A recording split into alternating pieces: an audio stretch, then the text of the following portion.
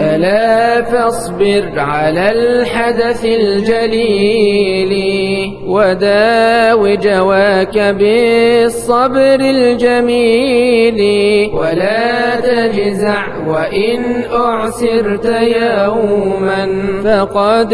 أيسرت في الزمن الطويل ولا تيأس فإن اليأس كفر لعل الله يغني من قليل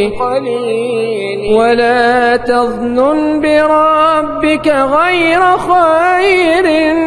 فإن الله أولى بالجميل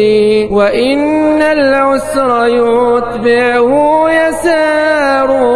وقول الله أصدق كل قيل فلو أن العقول تجر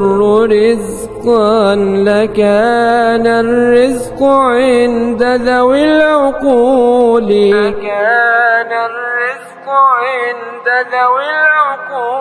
وكم من مؤمن قد جاع يوما سيروى من رحيق سلسبيل وكم من مؤمن قد جاع يوما سيروى من رحيق سلسبيل